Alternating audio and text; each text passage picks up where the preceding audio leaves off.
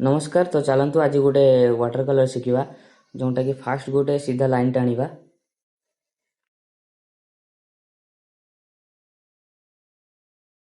Mountain गोटे करिया जोटा कि पहाड़।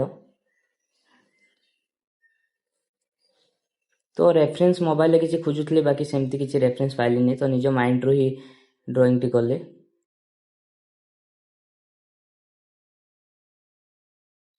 तो किसी गच्छ करवा जमता कि देखा सुंदर लगे।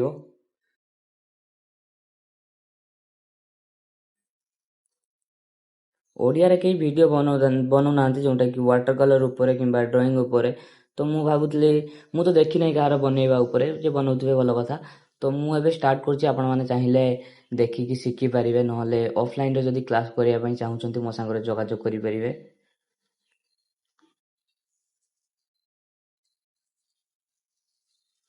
तो वाटर कलर गोटे प्लेट दरकार वाटर कलर करिया पई हले मु आगो को आपण माने कहबी कोन केमतिया दरकार। तो आज वीडियो देखंतु एटा होची वाटर कलर प्लेट। तो चलंतु आज गोटे वाटर कलर रे केमति कोन रही सेटा शिखिबा। तो ब्रश प्रथमे प्रथमे गोटे प्लेट दरकार तापरे ब्रश दरकार किछि जेउटा कि आपनको स्टेशनरी शॉप रे मिल जिवो आपण मानको आखपक एरिया रे।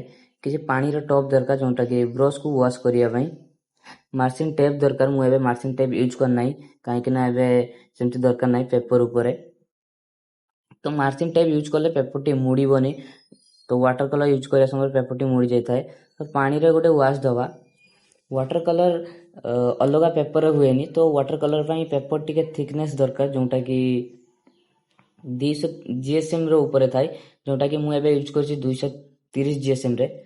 तो पेपर तो बहुत टाइप रे थाए जोंटा कि handmade paper cartridge paper water colour use करिया पई कैट्रिज पेपर भी हे जाय यूज माने जे करिया पई जानचंती तांको पई आराम से करि परिबो।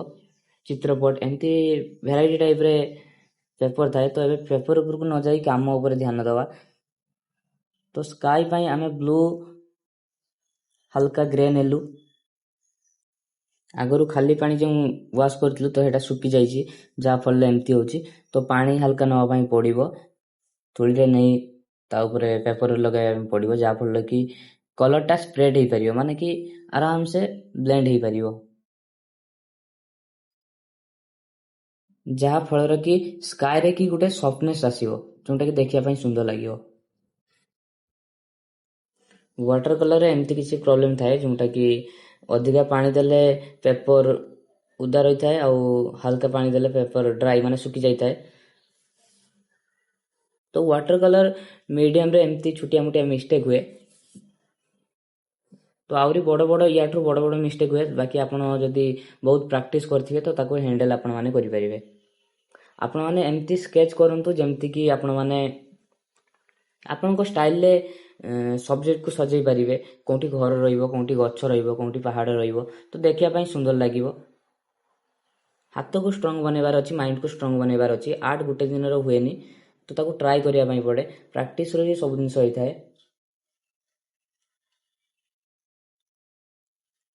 तो हल्का ब्लू कलर आउ ग्रे कलर नहीं कि पहाड़ पई यूज कलो ग्रे कलर लेले डार्क होई थाए कलर ग्रे माने जोंटा कि माटिया हम ओडिया रे शुद्ध ओडिया रे कहताउ। तो आर्ट करिया पई पेंटिंग शिखिया पई हेले पेशेंस दरकार गुटे दिन रे हुएनी।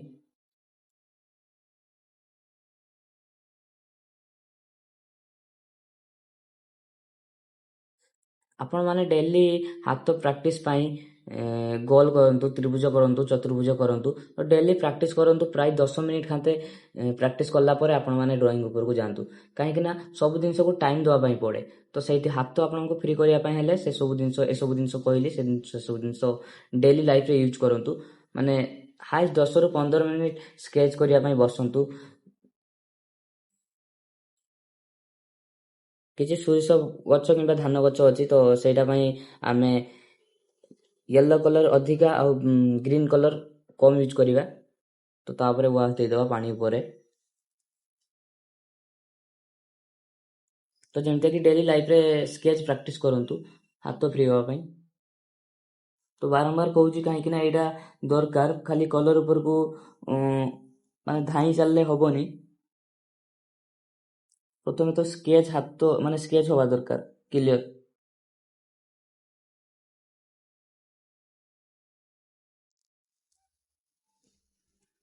ହାଲକା ଗ୍ରୀନ୍ ବ୍ଲୁ ନେଇ ତାକୁ ଟିକେ ଡାର୍କ କରିବା ପାଇଁ ପଡ଼ିବ, ଯେଉଁଟାକି କମ୍ପୋଜିସନ୍କୁ ବାଲାନ୍ସ କରିବା ପାଇଁ ସେଇଠି ଆମେ କିଛି ଘାସ ବୁଦା କରିବା। ତ ଏଇଟା ମୋର ଫାଷ୍ଟ ଭିଡ଼ିଓ, ତ କହିବାରେ ଟିକେ ମିଷ୍ଟେକ୍ ରହିପାରେ, ସେମିତି କିଛି ମାଇଣ୍ଡ ଦେବନି, କାମ ଉପରକୁ ଧ୍ୟାନ ଦିଅନ୍ତୁ। କଥା କୁଆରେ ଭୁଲ ହେଇପାରେ, କିନ୍ତୁ ପେଣ୍ଟିଂ ଯେଉଁ କଲର୍ କିମ୍ବା ଆର୍ଟରେ ଭୁଲ ହେବନି, କାହିଁକିନା ଏମିତି କରି କରି ପ୍ରାକ୍ଟିସ୍ ହେଇଯାଇଛି, ଯେଉଁଟାକି ଭୁଲ ହେବାର କିଛି ଚାନ୍ସେସ୍ ନାହିଁ। ବ୍ଲୁ ସାଙ୍ଗରେ ଗ୍ରୀନ୍ ମିକ୍ସ କରିକି ଆମେ କଲର୍ ଯେଉଁ ଗଛ ଗୁଡ଼ାକ ଦେବା। ୱାଟର କଲର୍ରେ ଯେମିତି ୱେଟ୍ ଅନ୍ ୱେଟ୍, ମାନେ ଉଦା ଉଦାରେ କାମ କଲେ ୱାଟର କଲର୍ରେ ସଫ୍ଟନେସ୍ଟା ବାହାରେ। ତ ଯେତେ ଜଲ୍ଦି ପାରିବ କାମ ହାତ ସ୍ପିଡ୍ କରିକି କରିବା ପାଇଁ ପଡ଼ିବ। ତ ଏଇଟା ମୁଁ ବ୍ୟାକ୍ ଭଏସ୍ ପକେଇଛି, କାହିଁକିନା ଫ୍ରଣ୍ଟ ଭଏସ୍ ପକେଇଥିଲି ତାପରେ କିଛି ପ୍ରୋବ୍ଲେମ୍ ଥିଲା, ତ ସେଇଥିପାଇଁ ବ୍ୟାକ୍ ଭଏସ୍ ପକେଇଲି। ତ ସେଥିରେ କିଛି ନାହିଁ, ଆପଣମାନେ କାମ ଦେଖିକି ଶିଖନ୍ତୁ। ତ ଆଗକୁ ନୂଆ ନୂଆ ଭିଡ଼ିଓ ଆଣିବି, ଯେଉଁଟାକି ଆପଣମାନେ ଦେଖିକି କିଛି ହେଲ୍ପଫୁଲ୍ ରହିପାରିବ। ୱାଟର କଲର୍ରେ କ'ଣ କେମିତିକା ୟୁଜ୍ ହୁଏ, ସ୍କେଚ୍ରେ କେମିତିକା କ'ଣ ୟୁଜ୍ ହୁଏ, ସେଗୁଡ଼ା ସବୁ କହିବି। ତ ଏଇଟା ମୋର ଫାର୍ଷ୍ଟ କ୍ଲାସ୍ ଯେ ୱାଟର କଲର୍ରେ ଛୋଟିଆ ଡେମୋଟି ଦେଉଛି, ଆପଣମାନେ ଦେଖିକି ଶିଖନ୍ତୁ। ଭିଡ଼ିଓ ବେଶୀ ସ୍ପିଡ୍ କରିନାହିଁ କି ସ୍ଲୋ କରିନାହିଁ, ତ ଆପଣମାନେ ଦେଖିକି ଶିଖିବା ପାଇଁ ମୁଁ ଏଇଟା ରଖିଛି। ସ୍ପିଡ୍ କରିଦେଲେ ଜାଣିପାରିବେନି, ସେଇଥିପାଇଁ ସ୍ପିଡ୍ କରିନାହିଁ। ତ ତୁଳିରେ ହାଲକା ପାଣି ଆଉ କଲର୍ ନେଇକି ଛିଟା ଦିଅନ୍ତୁ। ୱେଟ୍ ଅନ୍ ୱେଟ୍ର ଦେବେ, ଡ୍ରାଏ ହେଲେ ହେବନି, ମାନେ ଉଦା ଉଦାରେ ଦେବେ, ଶୁଖିଲା ହେଲେ ହେବନି, ବୁନ୍ଦା ବୁନ୍ଦା ରହିଯିବ।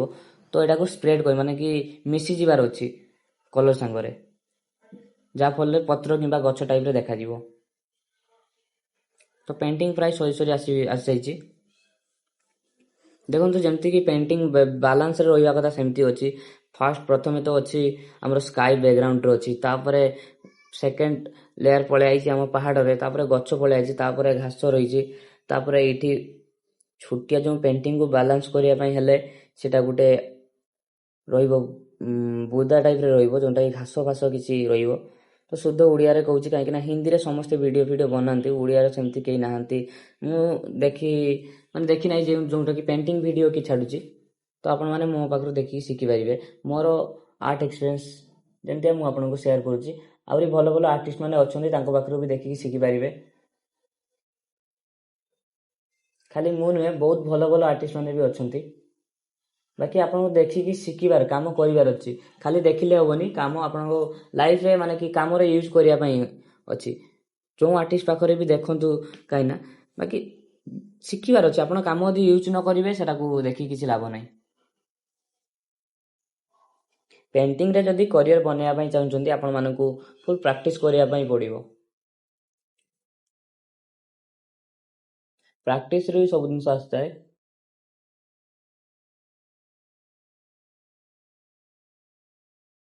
ପେଣ୍ଟିଂ ଗୋଟେ ବାଲାନ୍ସ ଉପରେ ପଳେଇ ଆସିଛି। ତ ଆପଣମାନେ କଲର୍ କେବେ ଡାଇରେକ୍ଟ ୟୁଜ୍ କରିବେନି, ଯେମିତିକି ଡାଇରେକ୍ଟ ବ୍ଲୁ ୟୁଜ୍ କରିଦେଉଛ, ତ ଦେଖିବା ପାଇଁ ବହୁତ ଖରାପ ଲାଗିବ। ଯଦି ଆର୍ଟିଷ୍ଟ ଗୋଟେ ପେଣ୍ଟିଂ ଲୁକ୍ ଦେବା ପାଇଁ ଚାହୁଁଛନ୍ତି, ତ କିଛି ନା କିଛି କଲର୍ ମିକ୍ସ କରିକି ମାରିବା ପାଇଁ ପଡ଼ିବ, ଯେଉଁଟା ମୁଁ ଆଗକୁ ଆପଣମାନଙ୍କୁ ଆଗ ଭିଡ଼ିଓରେ ଆପଣମାନଙ୍କୁ କହିବି। ତ ଡାଇରେକ୍ଟ ଯଦି ୟୁଜ୍ କରିବ, ସିଏ ବ୍ଲୁ ଦେଖାଯିବ, ଖରାପ ଲାଗିବ ଦେଖିବା ପାଇଁ, କମର୍ସିଆଲ କାମରେ କ'ଣ ହେଇଯିବ। ପେଣ୍ଟିଂ ଲୁକ୍ ଆଣିବା ପାଇଁ ହେଲେ କିଛି ନା କିଛି କଲର୍ ମିଶେଇକି ମାରିବା ପାଇଁ ପଡ଼ିବ।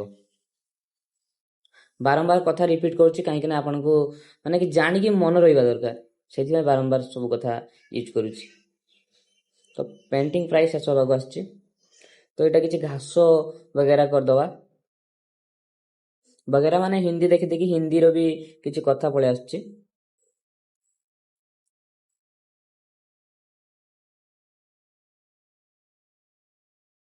ତ ପେଣ୍ଟିଂ କରିବା ପାଇଁ ହେଲେ ପେସେନ୍ସ ଦରକାର। ଗୋଟେ ଦିନରେ ହୁଏନି, କି 10 ଦିନ ପ୍ରାକ୍ଟିସ୍ କଲେ ହେବନି, ସେମିତି ବି ହୁଏନି।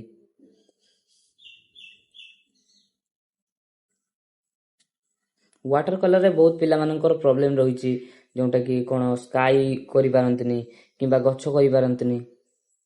ସେଇଟା ପ୍ରାକ୍ଟିସ୍ ଦରକାର, ପ୍ରାକ୍ଟିସ୍ ରହିଲେ ସବୁ ହେବ। ଯେଉଁ କାମ କରୁଛନ୍ତି ତା ଉପରେ ଇଣ୍ଟରେଷ୍ଟ ଦିଅନ୍ତୁ, ତା ଉପରେ ମାନେ କି ଫୋକସ୍ ରଖନ୍ତୁ, ତା ଉପରେ ଭିଡ଼ିଓ ଦେଖନ୍ତୁ, ତାହେଲେ ଯାଇକି ଶିଖିପାରିବେ ଜିନିଷ। ଆଉ ଟ୍ରାଏ କରନ୍ତୁ ଅନଲାଇନ୍ରୁ ଆପଣମାନଙ୍କ ଆଖପାଖ ଏରିଆରେ ଯିଏ ଆର୍ଟିଷ୍ଟ ବଗେରା ଥିବେ, ଯିଏ ଶିଖିବା ପାଇଁ ଶିଖାଉଥିବେ, ତାଙ୍କ ପାଖରେ ଯାଇକି ଶିଖିବା ପାଇଁ। କାହିଁକିନା ପ୍ରପର୍ ପ୍ରଫେସନାଲ୍ ହେବା ପାଇଁ ହେଲେ ଆର୍ଟ ଉପରେ ପ୍ରଫେସନାଲ୍ ହେବା ପାଇଁ ହେଲେ ଆପଣମାନଙ୍କୁ ଭଲ ଗାଇଡ଼ ନେବା ପାଇଁ ପଡ଼ିବ। କାହିଁକିନା ବିନା ଗାଇଡ଼ରେ ସେମିତି ଶିଖିପାରିବନି।